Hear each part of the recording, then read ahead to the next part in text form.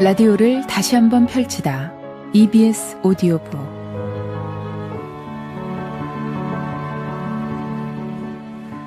너무 어렵게 이야기하며 살지 말자. 사랑하면 사랑한다고, 보고 싶으면 보고 싶다고, 좋아하면 좋아한다고 있는 그대로만 이야기하고 살자. 너무 어렵게 셈하며 살지 말자. 하나를 주었을 때 몇 개가 돌아올까? 두 개를 주었을 때 몇 개를 손해볼까? 계산 없이 주고 싶은 만큼은 주고 살자. 강재현 시인의 너무 어렵게 살지 말자라는 시입니다. 생각이 많으면 마음이 복잡해지고요. 또 우리 삶 역시 복잡해집니다. 그리고 뭐든 손해보지 않으려는 마음으로 손익을 따지며 행동하게 되면요. 인간관계마저 계산적이 되는 경우가 많지요. 이렇게 너무 많은 것들을 신경 쓰며 살다 보면 점점 인생이 힘겹게 느껴집니다. 조금 덜 어렵게 사는 거, 단순하고 솔직하게 사는 거, 생각만큼 쉬운 일은 아니지만요. 조금만 단순해지면 삶은 오히려 더 명료해지고 행복해지는 것 같습니다. 자, 그럼 일주일간의 책을 모아 다시 들려드리는 EBS 오디오북 시작합니다.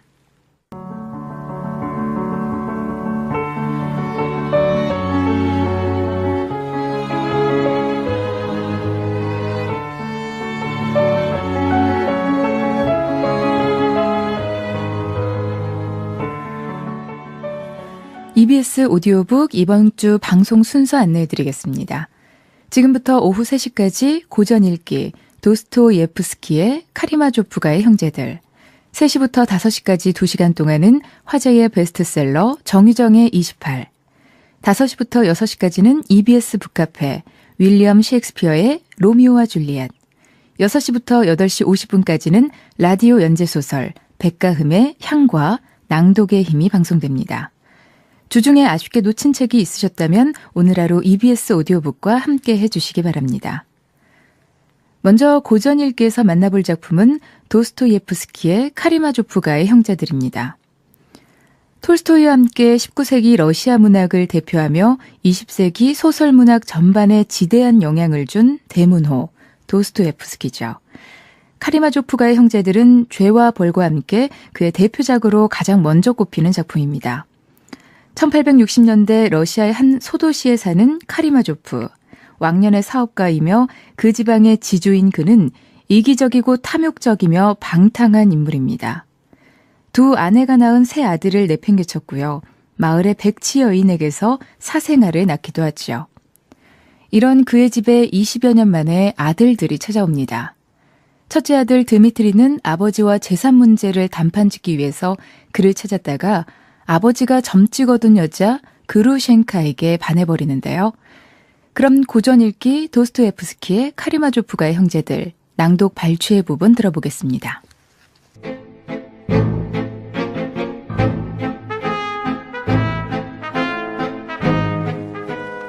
장모님, 이반은 제 핏줄이며 제가 가장 사랑하는 아들입니다.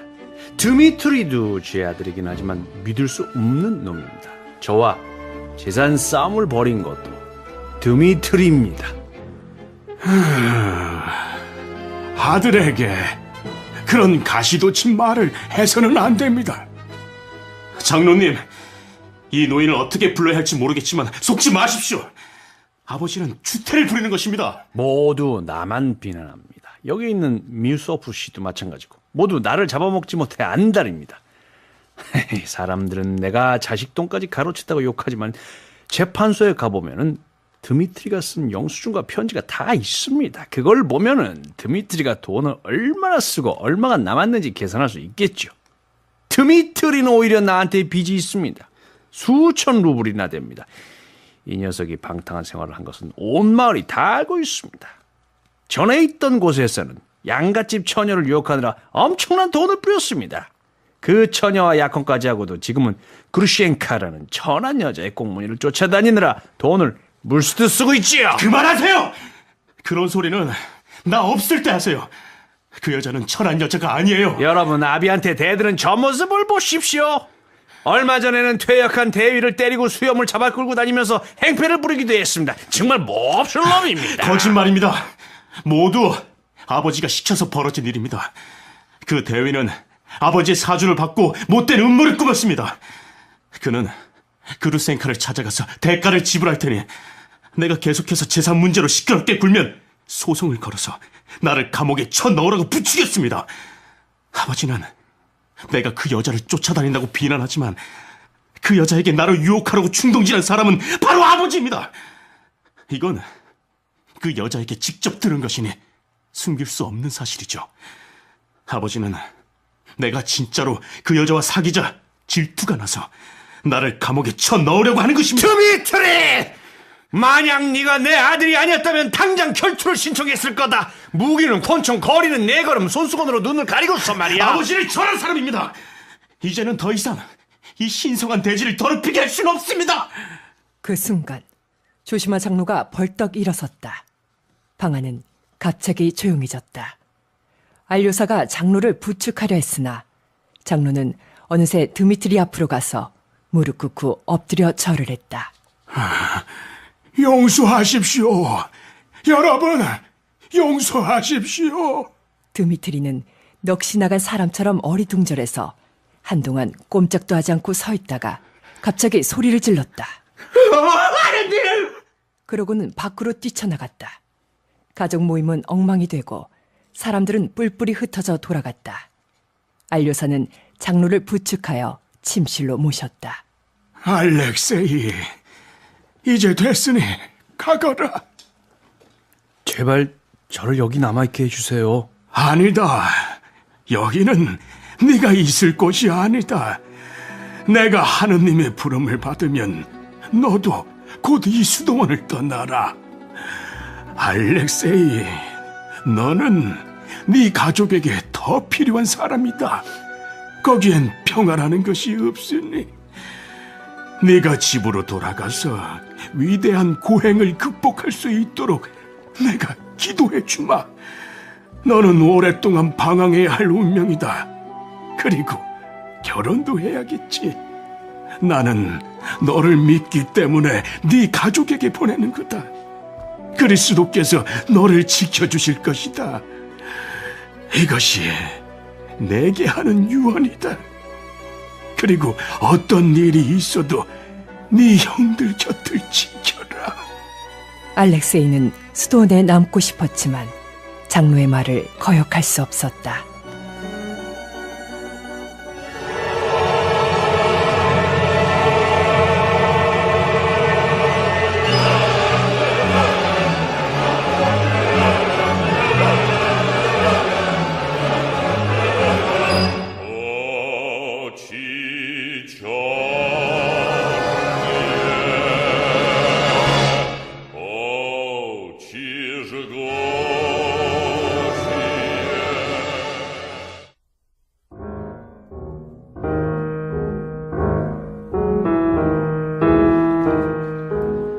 그런데 카테리나를 본 이반이 그만 그녀에게 반하고 말았단다.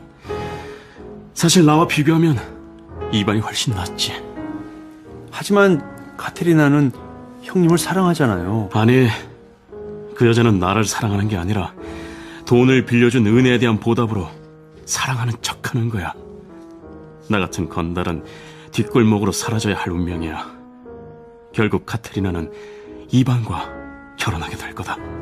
그렇지만 그녀와 약혼한 사람은 형님이잖아요. 비록 약혼은 했지만 나는 그녀와 결혼할 마음이 없어. 카테리나에게 앞으로 착하게 살겠다고 약속도 했지만 그녀는 이제 그녀를 두 번 다시 만나지 않을 거다. 네가 이 말을 좀 전해주렴. 형님이 직접 말하세요. 아니야. 나는 그루센카에게 갈 거야. 너도 들었는지 모르겠다만 아버지의 대리인인 퇴역 대인 녀석이 내 어물 그루센카에게 주어서 나를 고소하도록 했다는 사실을 알았을 때 나는 착하게 살기를 포기했단다. 본래의 나대로 뻔뻔하게 살기로 마음먹었지. 그럼 이제 어쩔 셈인가요? 카테리나를 버리고 그루셴카와 결혼할 작정인가요? 못할 것도 없지. 너처럼 순진한 사람은 이해하지 못하겠지만 이건 악몽이야. 악몽. 아버지의 음모를 한 날 나는 화가 나서 그루센카를 만나러 가고 있었는데 마침 카테리나가 나를 찾더구나. 그녀는 내게 3천 루블을 주면서 모스크바에 있는 언니에게 보내달라고 했어. 그런데 나는 그루센카와 함께 모크로에로 가서 흥청망청 그 돈을 다 써버리고 말았지. 나는 도둑이나 마찬가지야. 알렉세이, 네가 그녀에게 가서 전해다오. 내가 술집에서 그 돈을 다 날렸지만 도둑은 아니라고. 언젠가는 분명히 그 돈을 돌려주겠다고 말이야. 형님은 참 불쌍한 사람이군요. 하지만 그렇게 나쁜 사람은 아니에요. 카테리나도 모두 이해해 줄 거예요. 세상에는 이해 못할 일도 있는 법이야. 내가 3천 루블을 갚는다면 모든 것이 깨끗이 정리될 텐데. 저한테 2천 루블이 있으니까 이반 형님이 1,000 루블 좀 보태주면 그 돈을 갚을 수 있을 거예요. 아니야. 너희들 돈을 쓸 수는 없어. 알렉세이, 스메다코프가 한 이야기인데 아버지는 내가 그루센카와 결혼할지도 모른다는 사실을 알고 있지. 그런데 아버지도 그 여자에게 반해서 그루센카가 아버지와 결혼하겠다고 찾아오면 3천 루블을 주려고 준비해두고 있어. 그래서 나는 그루센카가 아버지에게 가지 못하도록 여기서 지키고 있는 거야. 그러니까 네가 아버지에 가서 3천 루블만 달라고 부탁을 좀 해다오. 아니 형님, 아버지가 그 돈을 주시겠어요? 나도 알아. 하지만 나는 기적을 바라고 있어.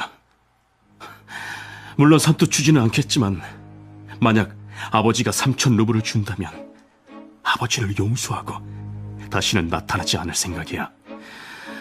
나는 아버지에게 마지막으로 아버지 노릇을 할 기회를 주려는 거야. 기회라고요? 그래. 아무튼 돈을 구하든 못 구하든 너는 오늘 카테리나에게 가서 내가 한 말을 전해줘야 해. 만약 그루시엔카가 오늘 밤이라도 아버지를 찾아간다면요? 그땐 죽여야지. 죽여요? 누굴 죽여요? 물론 영감이지. 그 여자는 아니야.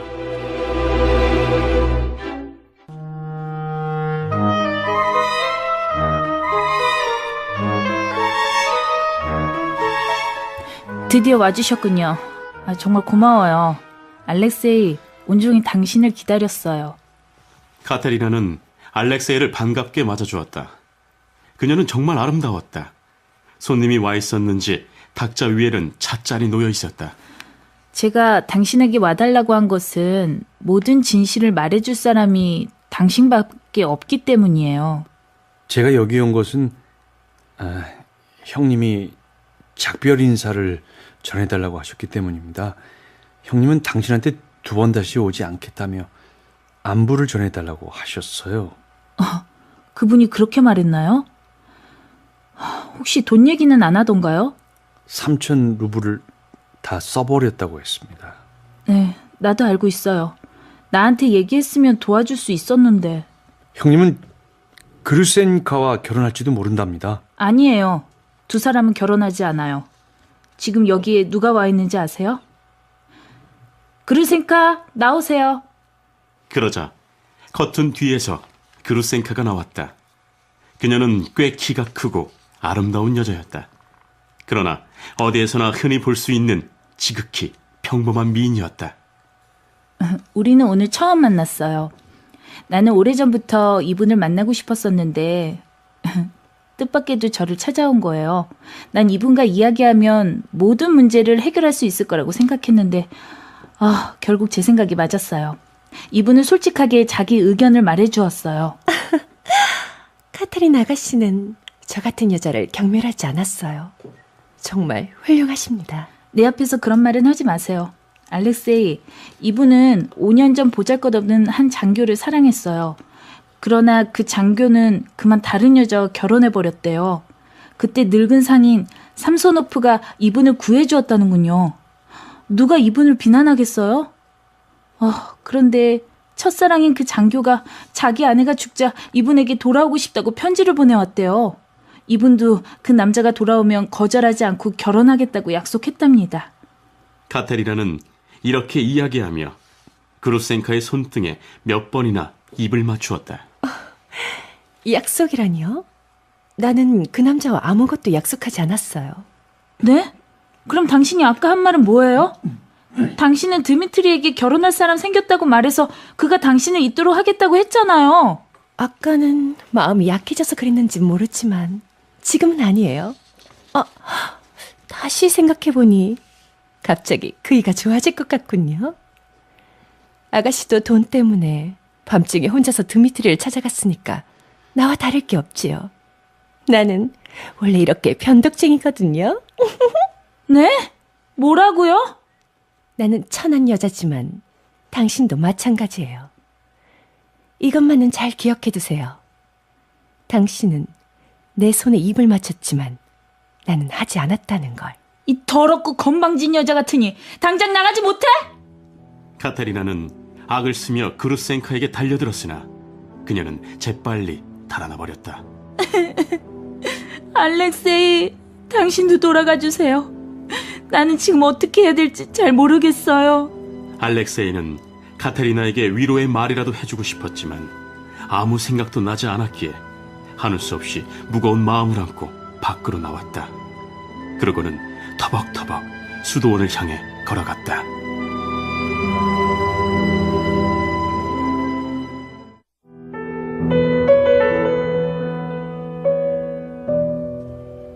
그때 다리 건너편에 있는 소년이 돌을 던져 알렉세이 어깨를 맞췄다. 얘야, 너는 왜 일부러 나를 향해 돌을 던졌니? 이유가 뭐지? 귀찮게 굴지 마세요. 알았다. 그럼 난 그냥 가마. 알렉세이가 뒤돌아 걸음을 옮기자마자 소년이 알렉세이에게 달려들더니 다짜고짜 손가락을 힘껏 물어뜯었다.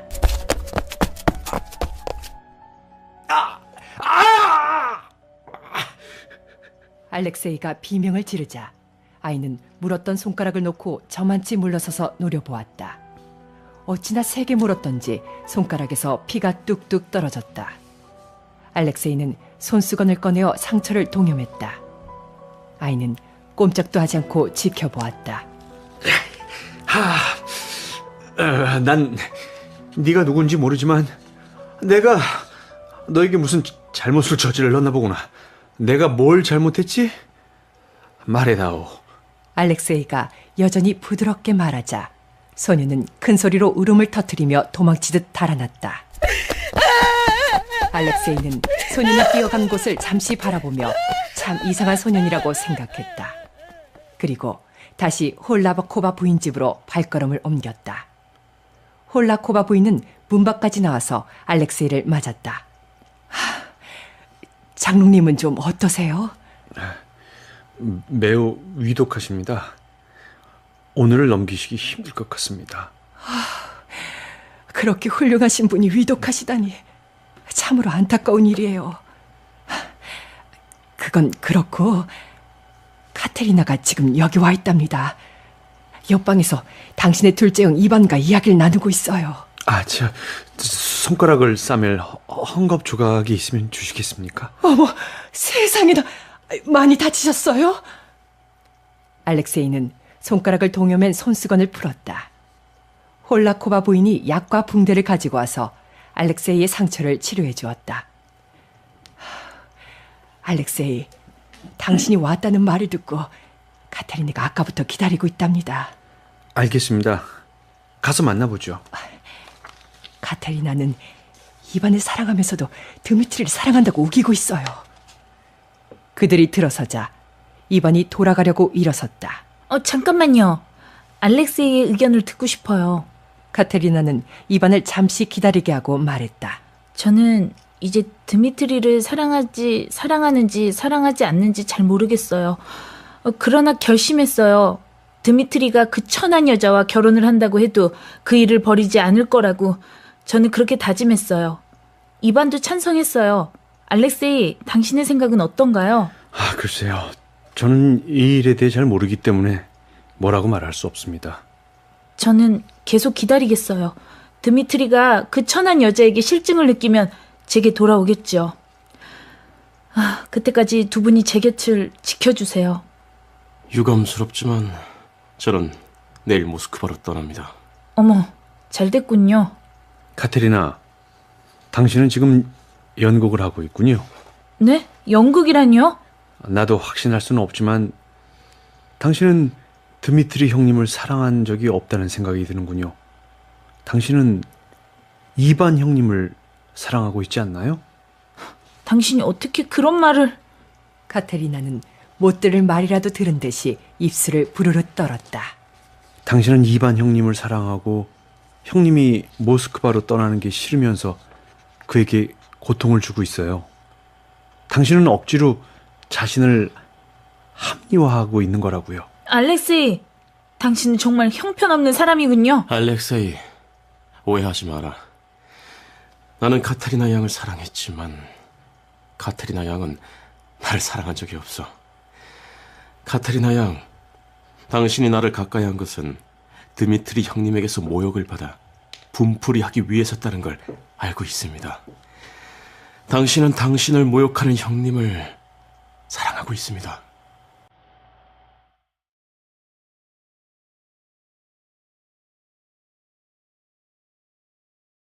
그건 복수심 때문인가요?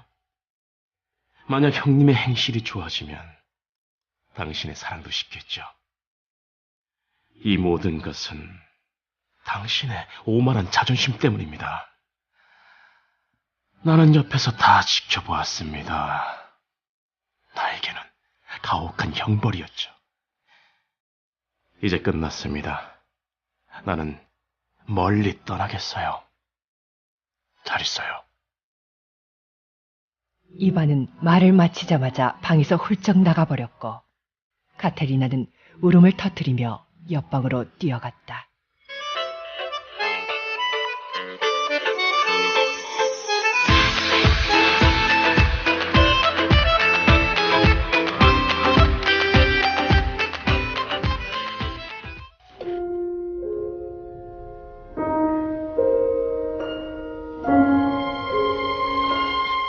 알렉세이는 한숨을 쉬며 말했다. 저도 가보겠습니다. 그러자 옆방에 있던 카테리나가 황급히 나오며 말했다. 알렉세이, 사실 당신에게 어려운 부탁이 있어요. 일주일 전쯤 드미트리가 한 퇴역 대위를 때리고 심한 모욕을 준 일이 있어요. 모두 당신 아버지 때문에 벌어진 일이에요. 그 사람은 병든 아내를 돌보며 어린 자식과 가난하게 살고 있어요. 알렉세이, 그분에게 이 돈을 좀 전해주세요. 마치 아무 일도 없었던 것처럼 차분한 목소리였다. 알렉세이는 그녀의 그런 태도에 섬뜩함을 느꼈다. 카테리나는 100루블짜리 지폐 2장을 알렉세이에게 건네주고 방에서 나갔다. 알렉세이는 돈을 가지고 퇴역 대위의 집을 찾아 나섰다. 그는 아주 허름한 오두막에서 살고 있었다. 마침 집안에는 그 사람과 아이가 함께 있었는데 바로 낮에 알렉세이의 손가락을 물어뜯은 소년이었다.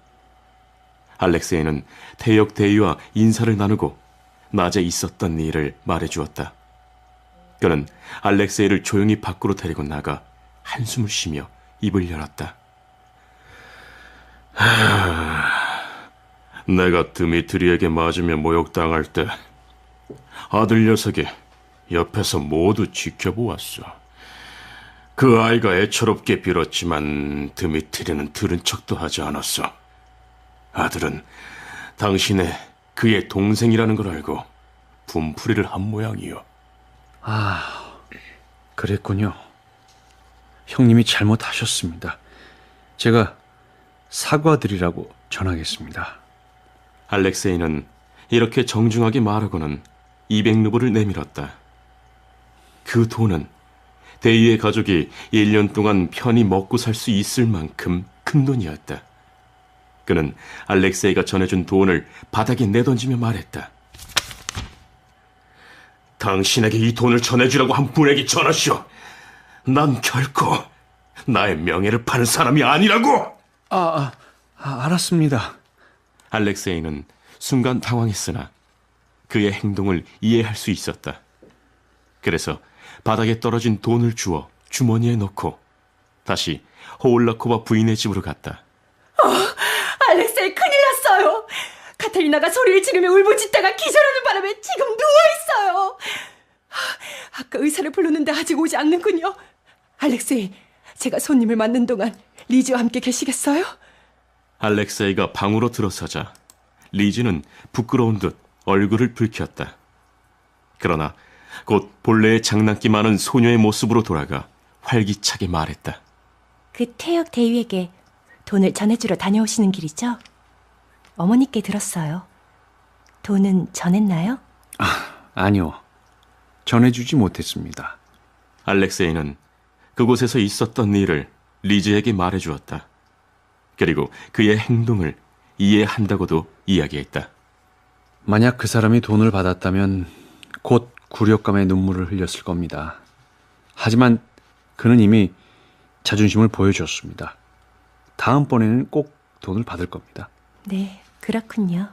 그때 홀라코바 부인이 들어와 의사가 다녀갔지만 카테리나가 아직도 헛소리를 하며 누워있다고 알려주었다. 알렉세이는 알았다는 듯이 고개를 끄덕이고는 부인에게 인사한 뒤 서둘러 밖으로 나왔다. 알렉세이는 어쩐지 마음이 조급했다. 해야 할 일은 많은데 아무 일도 하지 못한 것 같았다. 그냥 드미트리를 생각하자 마음이 더욱 조급해졌다. 머지않아 무서운 사건이 터질 것 같은 불안감이 가슴을 짓눌렀지만 그게 어떤 일인지 명확히 알 수가 없었다.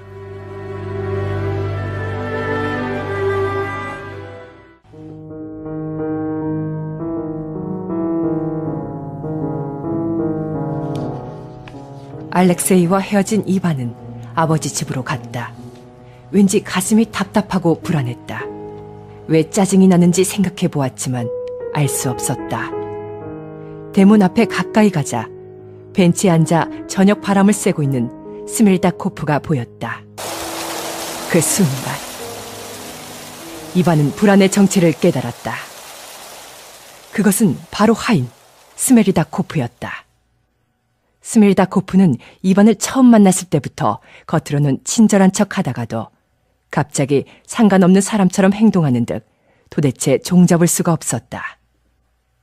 두 사람은 많은 이야기를 나누었지만 이야기를 하면 할수록 이반의 마음속에는 스메리다코프에 대한 혐오감만 싹텄다. 스메리다코프는 아버지와 드미트리 형에 대한 얘기를 은근히 비밀스러운 듯 말하다가도 중요한 대목에서는 갑자기 입을 다물고 전혀 다른 얘기를 끄집어내곤 했다. 이반이 가까이 가자 스메리다코프는 할 말이 있다는 듯 엉거주춤 일어섰다. 비켜라 이놈아! 내가 너 같은 놈을 상대할 줄 알아? 하고 호통칠 생각이었다. 그러나 입에서는 전혀 엉뚱한 말이 나왔다. 아버지는 어떠시냐? 아직 주무시고 계십니다. 저는 지금 처지가 매우 곤란합니다. 주인님과 드미트리 도련님께서는 저만 보면 그 여자가 왔느냐고 묻습니다. 두 분 다 그루신카가 나타나면 자기에게 먼저 말해야 된다고 하시고 드미트리 도련님께서는 손에 무기까지 들고 죽일 듯이 협박하시는데 정말이지 아주 진저리가 납니다. 이러다간 또 언제 발작을 일으킬지 모릅니다. 발작이라니. 그걸 어떻게 미리 한단 말이냐? 미리 알 수야 없지만은 이런 상황에서는 언제나 일어날 수 있으니까요. 그리고 죽지 않으려면 그런 신용이라도 해야 되지 않겠어요? 이런 망할 자식. 일부러 발작을 일으키기라도 하겠단 말이군. 드미트리 도련님은 저를 파리처럼 때려 죽일지도 모릅니다. 아니면 주인 어른께 끔찍한 짓을 저질러서 저까지 공범으로 몰릴지 모르고요. 네가 왜 공범으로 몰린다는 거지? 그루셴카가 오면은 문을 두드려서 주인님께 알리기로 했는데 그 신호를 드미트리 도련님께 가르쳐줬기 때문입니다. 비열한 자식. 그루센카는 오지 않아. 그건 아버지의 바람일 뿐이야. 그렇지만 주인님은 3,000 루블을 봉투에 넣고 나의 천사 그루셴카에게 만일 그대가 나한테 온다면 이라고 직접 쓰셨습니다. 드미트리 도련님에게는 돈이 필요하시니까 혹시 압니까? 돈 때문에라도 무슨 일을 저지르실지. 무슨 말을 하는 거냐? 형님이 강도질을 하러 올 거라네. 형님은 돈을 훔칠 사람이 아니야. 그렇지만 드미트리 도련님은 돈이 무척 필요하시잖아요. 게다가 그분은 3천 루블이 마치 자기 돈인 것처럼 생각하고 계시다고요. 아, 그리고 또 한 가지 틀림없는 사실이 있습니다. 그루셴카가 원하기만 한다면 주인님과 결혼할 겁니다. 그 여자는 주인님의 정식 부인이 돼서 모든 재산을 가로채려 할지도 몰라요. 그렇게 되면 주인님이 돌아가신 후에 도련님들은 단 1루블도 받지 못할 겁니다. 아니, 그렇게 엄청난 일을 그동안 나에게 한마디도 안 했단 말이야? 전 도련님을 생각해서 그런 거라고요. 제가 도련님이라면은 이런 일에 끼어드느니 모든 걸 버리고 떠나겠습니다. 이반은 무언가 망설이는 듯 말없이 문 쪽으로 몸을 돌렸다. 그리고 증오가 가득한 목소리로 스멜다코프에게 또박또박 말했다. 나는 내일 모스크바로 떠난다. 알겠어? 잘 결정하셨습니다. 무슨 일이 있으면은 곧 알려드리겠습니다. 이반은 집 안으로 들어갔다. 그리고 응접실에 앉아있는 아버지를 본체 만체하고 2층 자기 방으로 올라가서 잠을 청했다. 다음 날 아침 7시쯤 잠이 깬 이반은 황급히 짐을 쌌다. 그리고 서둘러 아버지께 작별 인사를 하고 모스크바로 떠났다.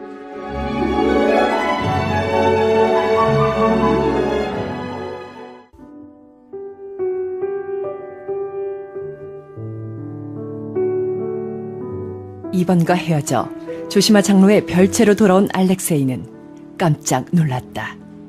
이미 운명했으리라 생각한 장로가 안락 의자에 기대앉아 여러 신부들과 즐겁게 이야기를 나누고 있었기 때문이다. 알렉세이는 너무 기뻐서 장로 앞에 무릎을 꿇고 눈물을 흘렸다. 잘 왔다. 그런데 왜 우느냐? 나는 이렇게 멀쩡하게 살아있는데. 자, 어서 일어나라, 알렉세이. 집에 가서 네 형들을 만나봤느냐? 큰 형님은 못 만나고 작은 형님만 만났습니다. 빨리 가서 찾아보도록 해라. 내일은 꼭 만나야 한다. 어쩌면 그 무서운 일을 미리 막을 수 있을지도 모르니까. 나는 어제 네 큰형이 앞으로 겪어야 할 크나큰 고난 앞에 머리를 숙인 거란다. 장로님의 말씀은 너무나 모호합니다. 제 큰형님 앞에 기다리고 있는 크나큰 고난이란 것이 대체 무엇입니까? 미리 알려고 하지 마라. 어제 나는 네 큰형의 눈을 보고 운명을 예감했다. 나는 그 사람이 자신에게 가하려는 일을 순간적으로 알아채고 너무 무서워서 떨었단다. 내가 너에게 그를 찾으라고 한 것은 형제로서 네가 도움을 줄 수 있을 것이라 생각했기 때문이야. 그러나 모든 것은 하나님의 뜻에 달린 것이지. 우리 운명 역시 마찬가지고. 너는 이 수도원 밖으로 나가서더라도 수도사처럼 살 거다. 많은 적이 생기겠지만 그 적들조차도 결국 너를 좋아할 거다. 인생 역시 너에게 많은 불행을 가져오겠지만 그것이 오히려 네 삶을 축복할 수도 있고 또 다른 사람들의 삶도 축복하게 될 거야. 그날 밤 조시마 장로는 숨을 거두었다. 장로의 죽음은 곧 수도원 전체에 알려졌다. 그의 시는 관에 넣어 하루 동안 안치되었고 장로가 머물던 별채에 빈소가 마련되었다. 오후가 되자 마을 사람들은 물론이고 여러 지방에서 사람들이 몰려들기 시작했다. 신자든 신자가 아니든 간에 모두가 성인처럼 떠받들던 조시마 장로의 죽음으로 기적이 일어날 것이라고 믿고 찾아온 것이다. 그러나 기적은 일어나지 않았다. 오후 3시가 되자 빈소에 있는 사람들이 얼굴을 찡그리며 술렁거리기 시작했다. 장로의 시체에서 역겨운 냄새가 진동했기 때문이다. 성자가 죽으면 그냥 향긋한 냄새가 난다고 했는데 하루도 지나기 전에 썩은 냄새가 진동하다니. 점차 참을 수 없는 지경에 이르자 그들 중에는 죽은 장로를 헐뜯는 사람이 생겨났다. 에휴, 그분에게는 문제가 많았어. 아유, 맞아. 거만하게 앉아서 자신을 성자라고 하면서 사람들이 자기 앞에 무릎 꿇는 것을 당연하게 생각했잖아.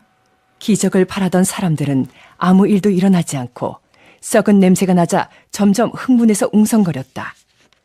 그것은 고인의 신성한 인품에 대한 시기심 때문이었다.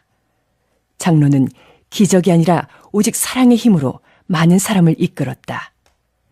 장로를 따르는 사람이 많아질수록 시기하는 사람도 많아졌고 드러내놓고 헐뜯거나 뒤에서 몰래 쑥덕거리는 사람도 있었다.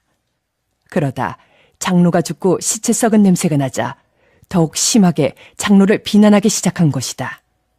그러나 장로는 따르던 신부와 수사들은 흔들림 없이 기도를 하고 성경을 읽었다.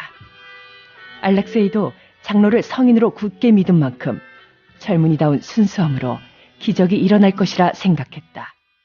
그런데 기적은커녕 썩은 냄새가 진동하고 여러 사람이 앞다투어 장로를 비난하자 마음이 몹시 괴로웠다. 기대가 컸던 만큼 실망도 컸던 것이다. 그렇다고 장로를 믿은 마음이 사라진 건 아니었다. 알렉세이는 마음이 복잡하여 빈소를 나왔다. 그리고는 솔밭 쪽으로 걸음을 옮겼다.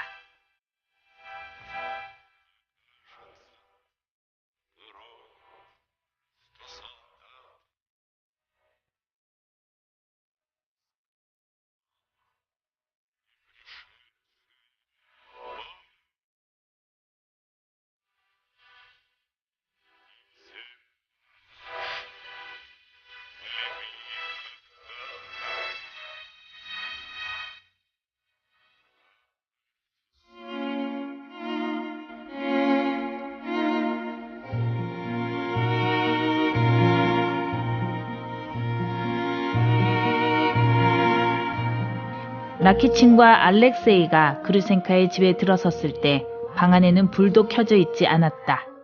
그르센카는 외출복 차림으로 거실 소파에 누워있다가 두 사람을 보고는 화들짝 놀라 일어섰다. 어머, 이게 누구예요? 깜짝 놀랐잖아요. 나 때문에 기분이 상하셨나요? 그게 아니에요. 알렉세이, 당신을 봐서 얼마나 기쁜지 모르겠어요. 사실은 드미트리가 온 줄 알고 놀란 거예요. 내가 거짓말을 했거든요. 삼손 오빠한테 가서 밤새 동계선을 해야 한다고요. 하지만 난 삼손 오빠한테 진짜로 다녀오기는 했어요. 드미트리가 거기까지 바래다 줬죠. 드미트리가 떠나자마자 집에 와버리긴 했지만요. 그녀는 하녀를 불러 촛불을 켜게 하고 행여나 드미트리가 오는지 바깥을 단단히 감시하라고 일렀다. 드미트리는 당신 말에 고분고분 따르는데 왜 드미트리를 무서워합니까? 나는 지금 기쁜 소식을 기다리고 있어요. 그래서 드미트리를 만나고 싶지 않아요. 기쁜 소식이라. 그래서 치장을 했군요. 그래요. 좋은 소식이 오면 당장이라도 날아갈 거예요. 어디로 간다는 겁니까? 모크로에. 내가 사랑하는 장교님이 지금 거기 와 있어요. 연락만 오면 바로 떠날 거예요. 드미트리도 알고 있나요? 몰라요. 알면 나를 죽이고 말 거예요. 자, 이 얘기는 이제 그만해요. 그르센카는 일어나서 서랍을 열더니 25루블짜리 지폐 한 장을 꺼냈다. 받으세요, 라키친. 당신이 달라고 했으니 설마 거절하진 않겠죠? 라키치는 몹시 당황해하며 돈을 받았다. 그런 그를 그르센카가 비웃는 듯한 표정으로 바라보았다. 사실대로 얘기하겠어요. 하나도 숨김없이. 알렉세이, 난 당신을 파멸시키고 싶었어요. 당신은 그동안 나를 거들떠보지도 않았어요. 나는 수치즘에 우라가 치밀었고 그래서 당신을 타락시키려고 했어요. 라키친한테 당신을 데려오면 25루블을 주겠다고 했지요. 지금 그 돈을 준 거예요. 괜찮습니다. 사실 난 그동안 당신을 나쁘게만 생각해왔습니다. 그런데 이렇게 만나 얘기해보니 당신은 참으로 성실하신 분이군요. 5년 동안이나 한 사람을 향한 사랑의 마음이 변하지 않았으니 당신이야말로 진정한 사랑을 아는 분입니다. 아니에요, 아니에요. 난 심술궂고 나쁜 여자예요. 당신한테 칭찬을 받더니 부끄러워서 견딜 수가 없어요. 제정신이 아니군. 갑자기 참여라도 하는 건가? 라키친, 이분한테 모욕을 받았다고 해서 화를 내진 말게. 자네도 지금 이분 말 들었지? 그래서 알렉세이, 자네는 지금 죽은 장로의 마음이 되어 말하는 건가? 그게 무슨 말인가? 장로님에 대해서는 말하지 말게. 그분은 지상에서 가장 훌륭한 분이셨으니까. 라키친, 이분은 지난 5년 동안 자기를 떠난 사람 때문에 큰 고통을, 진심 어린 말 한마디를 건네자 모든 것을 용서하고 기쁜 마음으로 달려가려고 하네. 이 얼마나 큰 사랑인가? 난 지금 조시마 장로님의 사랑과 이분의 사랑이야말로 자네나 내가 뛰어넘을 수 없는 위대한 사랑이라고 생각하네. 굉장한 변호사가 나타나셨군. 자네도 이 여자한테 반한 건가? 라키친, 당신은 그런 말 할 자격 없어요. 알렉세이, 나는 나를 배반한 그 사람을 지금도 사랑하는지 어떤지 잘 모르겠어요. 내가 그 사람을 용서하고 사랑해야 하나요? 나는 당신 말대로 하겠어요. 당신은 벌써 그 사람을 용서한 것이 아닐까요? 그렇군요. 용서해준 건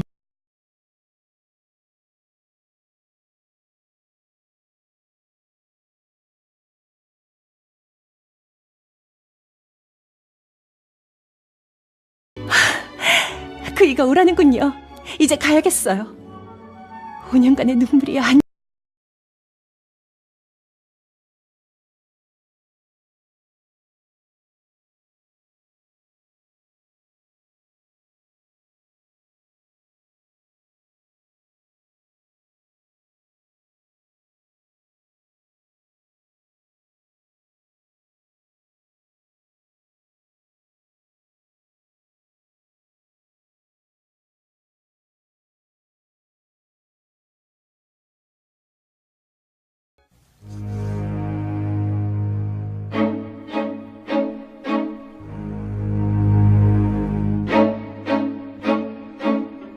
드미트리가 달려간 곳은 아버지 집이었다. 그루센카는 분명 아버지에게 갔을 거야. 그는 문으로 들어가지 않고 뒤뜰의 울타리를 뛰어넘었다. 발소리를 죽이며 불이 켜진 창문 밑으로 갔다. 가슴이 방망이로 두드리듯 고동쳤다. 이젠 더 이상 기다릴 수 없어. 그는 창문을 통해 방 안을 엿봤다. 아버지는 한 번도 본 적이 없는 줄무늬가 있는 새 비단 가운을 입고 허리에는 술이 달린 비단띠를 두르고 있었다. 한껏 멋을 부렸군. 이런 생각을 하며 방 안을 살폈지만 구르센카는 보이지 않았다. 그때 아버지가 창문 쪽으로 다가왔다. 드미트리는 재빨리 창문 옆으로 비켜섰다. 창밖을 살펴본 표도르는 탁자 앞으로 가서 코냑 한 잔을 따라 마셨다. 혼자 있군. 그렇지만 정말로 혼자인지 확인해봐야겠어. 그는 표도르와 스메르다코프 사이에 정한 신호대로 창문을 두드렸다. 처음 2번은 천천히, 다음 3번은 좀 더 빠르게 두드렸다. 표도르는 흠칫하더니 창가로 와서 문을 열고 밖으로 머리를 내밀었다. 그루시엔카, 어디 있느냐? 내 귀여운 전사야. 표도르는 흥분한 나머지 숨을 헐떡이고 있었다. 혼자야. 혼자가 분명해. 드미트리의 가슴 속에서는 증오와 질투의 불길이 타올랐다. 그렇다. 저자야. 저 사람이 내 경쟁자야. 저자만 없으면 내가 이렇게 괴로워할 일도 없어. 드미트리는 자신의 아버지를 증오했다. 그 시각 스밀다코프는 간질 발작을 일으켜 옆방에서 꼼짝도 못하고 누워있었다. 마르파는 깊이 잠들어 있었고 그리고리 노인은 잠든 아내의 모습을 보며 마누라도 꽤 쇠약해졌군. 하는 생각을 하고 있었다. 그러다가 문득 뒤뜰로 통하는 쪽문을 잠그지 않은 것이 생각났다. 그리고리는 별채에서 나와 정원 쪽으로 걸음을 옮겼다. 예상대로 쪽문은 열린 채였다. 그 순간 무슨 소리가 들리는 듯했다. 그리고리는 고개를 들었다. 주인 침실의 창문이 열려 있었다. 이상한 생각이 들어 살금살금 걸음을 옮기는데 검은 그림자가 휙 지나갔다. 아니, 저런. 그리고리는 그림자를 뒤쫓아갔다. 괴한이 울타리를 뛰어넘으려는 순간 그리고리는 두 손으로 괴한의 다리를 잡고 늘어졌다. 괴한의 정체는 그리고리가 평소 악당, 아비 죽일 놈으로 여겨온 드미트리였다. 야, 이놈아! 그리고리가 고함치는 순간 벅 소리가 났다. 드미트리의 손에는 노쇠 절구공이가 들려 있었다. 드미트리는 뒤돌아 쓰러진 노인을 살펴보았다. 노인의 머리는 온통 피투성이었다. 그는 절구공이를 정원 한쪽에 던져버리고 손수건을 꺼내 노인의 이마 얼굴에서 흐르는 피를 닦아주었다. 새하얀 손수건은 금방 피에 흠뻑 젖어 빨갛게 변했다. 내가 무슨 짓을 한 거지? 그는 피에 젖은 손수건을 코트 안주머니에 쑤셔넣고 울타리를 넘어 어딘가로 달리기 시작했다.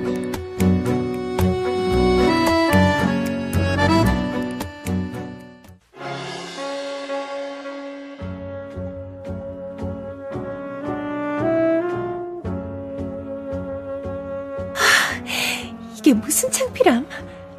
무샤로비치, 어쩌면 그렇게 형편없는 사람이 되어버렸죠? 키 큰 폴란드 사람이 그루센카를 때리려 하자 드미트리가 그를 번쩍 들어 옆방에 쳐놓고 돌아와 무샤로비치에게 말했다. 당신도 옆방으로 가시오. 아까 잃은 돈은 돌려받지 않겠소. 그걸로 마음의 위로라도 삼으시지. 무샤로비치는 분노에 못 이겨 얼굴이 벌겋게 달아올랐으나 그래도 거만스럽게 걸어나가다 문득 걸음을 멈추고 그루센카에게 한마디 했다. 지금 나와 같이 가지 않으면 영원히 작별이요. 자만심이 유난히 강한 그는 이런 소동이 있은 후에도 여자가 자기를 따라올지 모른다고 생각한 것이다. 드미트리는 그의 등 뒤에서 문을 쾅 닫아버렸다. 드미트리 잘했어요. 우리 지난번처럼 마셔요. 신나게 즐기는 거예요. 그래요. 춤추고 노래하고 마십시다. 드미트리는 준비한 술과 음식을 모두 드리게 했다. 그러고는 악사와 노래하는 아가씨들을 불러 밤새 떠들고 노래 부르며 돈을 물쓰듯 썼다. 얼마나 시간이 흘렀을까? 드미트리는 머리가 깨질 듯이 아파서 베란다로 나갔다. 신선한 공기가 그의 감각과 기억을 일깨웠다. 자신이 그리고리에게 저지른 일을 떠올리자 곧 절망감에 휩싸였다. 지금이야말로 내가 자살할 수 있는 기회가 아닌가. 권총을 가지고 나와서 아주 끝장을 내는 거다. 하지만 지금은 상황이 변하지 않았나. 그루센카의 옛 예인도 떠나고 그녀는 내 옆에 있다. 그녀의 눈빛만으로도 그녀가 누구를 사랑하는지 알 수 있다. 난 이제야 살아갈 이유가 생겼는데 도저히 살아갈 수가 없다. 이게 무슨 운명의 장난이란 말인가. 그루센카가 베란다로 뒤따라 나왔다. 왜 그러세요? 왜 얼굴을 찌푸리세요? 아무것도 아니요. 환자를 그냥 두고 가서 그 환자가 회복되기만 한다면 내 수명이 10년이 줄어든다 해도 좋아. 환자는 잊어버리세요. 그런데 당신 왜 이렇게 슬픈 얼굴을 하고 계세요? 드미트리, 나는 지난 5년 동안 무샤로비치를 사랑하는 줄 알았어요. 그런데 그게 아니었어요. 내가 정말 사랑하는 사람은 여기에 있어요. 그 사람이 누군지 아세요? 바로 당신이에요. 드미트리, 나를 용서해 주시겠죠? 그리고 나를 사랑해 주시겠죠? 그래요. 사랑하오. 당신을 사랑하오. 드미트리는 가슴이 벅차올라 그루센카를 안고 눈과 볼, 이마와 입술까지 미친 듯이 입을 맞췄다. 두 사람 다 술에 취해 있었지만 정신은 멀쩡한 것 같았다. 드미트리, 앞으로는 모든 일을 떳떳이 해나가요. 정직한 사람이 되는 거예요. 그루센카, 당신은 내가 정직한 사람이 되기를 원하지만 난 도둑놈이요. 카타리나의 돈을 훔쳤어. 그 카트린 아가씨 말인가요? 그건 훔친 게 아니에요. 내게 돈이 있으니 그걸로 돌려주세요. 우리한테 무슨 돈이 필요해요? 어차피 다 써버리고 말 텐데. 나는 당신의 아내가 되겠어요. 당신과 함께라면 어디든지 시베리아라도 갈 수 있어요. 그러는 동안 이상하게도 노랫소리, 악기 소리가 그치고 갑자기 사방이 쥐죽은 듯 고요해졌다. 드미트리, 저 사람들은 누구죠? 그르센카가 가리키는 곳에서 누군가가 서성거리며 이쪽을 보고 있었다. 드미트리는 그 사람들이 있는 곳으로 갔다. 이쪽으로. 이 방으로 들어가시오. 그들은 강경하고도 단호한 목소리로 드미트리를 안내했다. 무슨 일입니까? 방에 들어선 그 순간 드미트리는 깨달았다. 그 늙은이 때문이죠. 드미트리는 쓰러지듯 수조파에 앉았다. 방 안에는 드미트리도 알고 있는 경찰서장, 검사, 예심판사, 칼가노프와 여관 주인 외에도 농부 몇몇이 서 있었다. 경찰서장이 말했다. 드미트리 까라마조프 씨, 당신은 오늘 밤에 발생한 당신 아버지 피오토르 파블로비치 까라마조프 씨의 살해 사건 용의자로 고소되었습니다.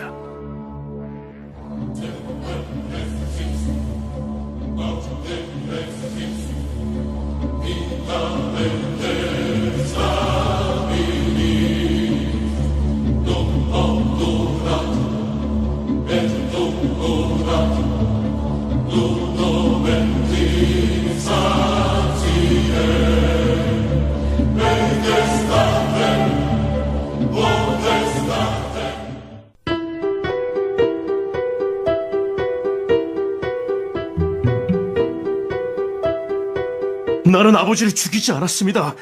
죽일 생각은 했지만 진짜로 죽이지는 않았다고요. 당신은 지금 아버지를 죽이지 않았다는 겁니까? 그렇습니다. 제가 죽인 노인은 그리고리입니다. 아버지는 죽이지 않았어요. 그리고리라면 안심해도 됩니다. 비록 중상을 입긴 했지만 생명에는 별 지장이 없습니다. 네? 살아있다고요? 네. 그 노인이 살아있단 말입니까? 하느님, 감사합니다. 감사합니다. 여러분, 나는 여러분이 시키는 대로 하겠습니다. 여러분이 무엇을 묻든지 솔직하게 대답하겠습니다. 좋습니다.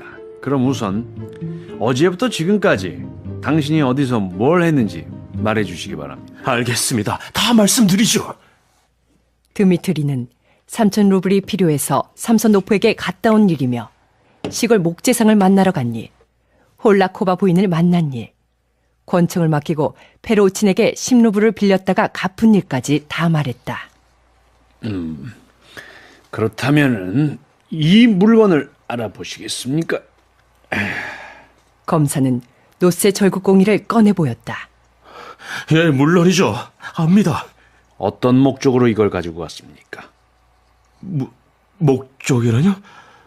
무슨 목적이 있단 말입니까? 사실대로 말하세요. 밤에 이런 흉기를 가지고 나갈 때는 무슨 계획이 있었을 거 아닙니까?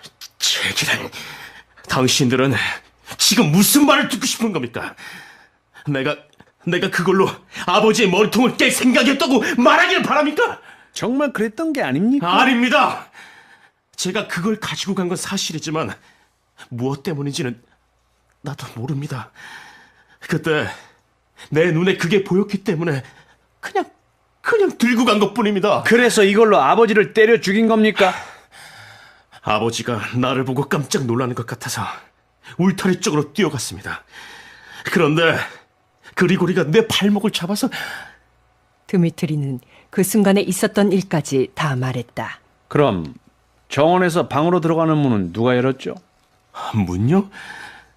그 문이 열려 있었습니까? 그렇소. 열려 있었어. 내가 갔을 때는 닫혀 있었습니다. 당신들이 열지 않았다면 누가 열었을까요? 당신 아버지를 죽인 범인이 그 문을 열고 들어가서 범행을 저지르고 그 문으로 도망갔겠죠. 하지만 나는 아닙니다. 나는 모르는 일입니다. 그 문은 신호를 하면 안에서 열어주기로 되어 있었습니다. 아버지와 나, 스메라다 코프만이 그 신호를 알고 있습니다. 그러니까 아버지와 당신 그리고 하인인 스메르다코프만이 그 신호를 안단 말이지요? 네, 그렇습니다. 스메라다 코프. 그래, 그자야 그놈이 살인자입니다. 하하. 스메르다 커프는 사흘 전부터 간질 발작을 일으켜서 꼼짝도 못했습니다. 이건 그리고리 영감이나 마르파 그리고 의사도 알고 있는 일이죠. 아, 그렇습니까?